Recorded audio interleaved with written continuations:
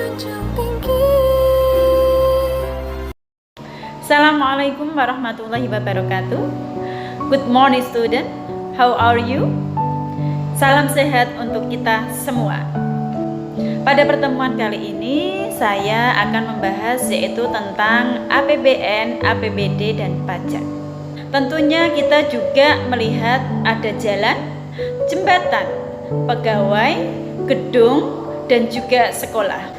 Apa itu APBN? APBN adalah rencana keuangan tahunan pemerintah negara yang disetujui oleh Dewan Perwakilan Rakyat. Tujuannya yaitu pedoman penerimaan dan pengeluaran negara dalam melaksanakan kegiatan kenegaraan untuk meningkatkan produksi dan kesempatan kerja dalam rangka meningkatkan pertumbuhan ekonomi dan kemakmuran masyarakat.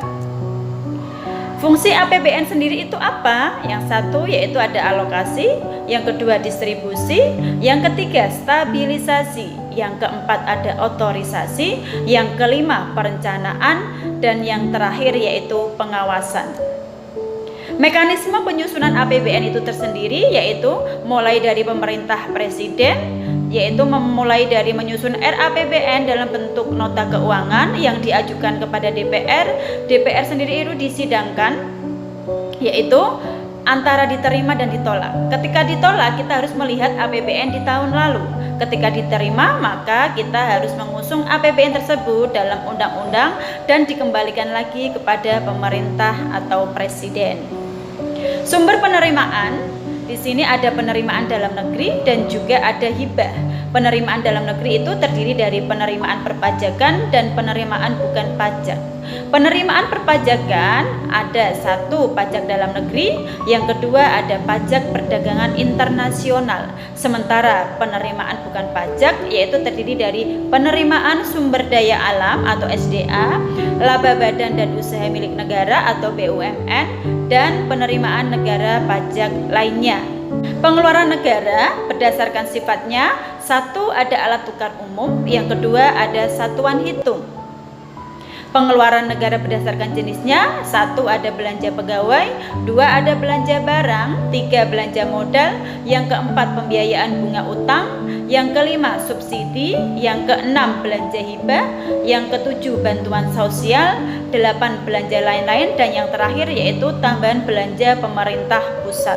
Pengeluaran negara berdasarkan fungsi terdiri dari satu pelayanan umum, dua pertahanan, tiga ada ketertiban dan keamanan, yang keempat ekonomi, yang kelima lingkungan hidup, yang keenam perumahan dan fasilitas umum, yang ketujuh ada kesehatan, yang kedelapan ada pariwisata dan budaya, yang kesembilan ada agama, 10 pendidikan, dan yang terakhir yaitu perlindungan sosial. Berikut ada contoh-contohnya, yaitu mulai dari kita difasilitasi dari Kartu Indonesia Sehat atau BPJS, ada Kartu Indonesia Pintar, juga ada keluarga dan Kartu Keluarga Sejahtera.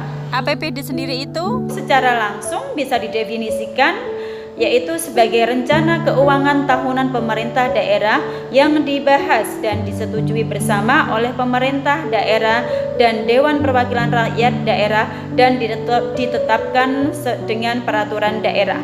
Fungsinya di sini pada APBD yaitu APBD sendiri itu berfungsi sebagai otorisasi, perencanaan, pengawasan, alokasi, distribusi, dan stabilisasi. Sumber penerimaannya yaitu mulai pajak daerah, retribusi daerah, ada bagian dari perusahaan daerah dan hasil pengelolaan kekayaan daerah yang dipisahkan. Lain-lain yaitu PAD yang sah. Dana perimbangan adalah dana yang bersumber dari penerimaan APBN yang dialokasikan untuk daerah guna membiayai kebutuhan daerah dalam rangka pelaksanaan desentralisasi. Sementara dana alokasi umum yaitu dana yang berasal dari APBN yang dialokasikan dengan tujuan pemerataan kemampuan keuangan antar daerah guna membiayai kebutuhan pengeluaran dalam rangka pelaksanaan desentralisasi, penggunaan DAU, dan penerimaan umum lainnya dalam APBD harus tetap dalam kerangka pencapaian tujuan pemberian otonomi kepala daerah. Jenis pengeluarannya yaitu 1. Ada belanja rutin, yang kedua belanja tidak terduga, yang ketiga belanja pembangunan, yang keempat bantuan kepada daerah bawahan, yang kelima ada dana cadangan. Berikut ini perhitungan tarif penghasilan kena pajak. Ada penghasilan tidak kena pajak atau PTKP. Cara perhitungan PPh pasal 21 atau disebut juga PPh terutang.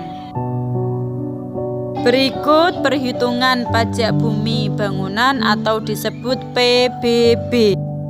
Contoh kasus soal PPh pasal 21 terutang.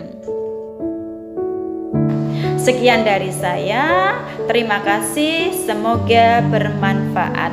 Assalamualaikum warahmatullahi wabarakatuh.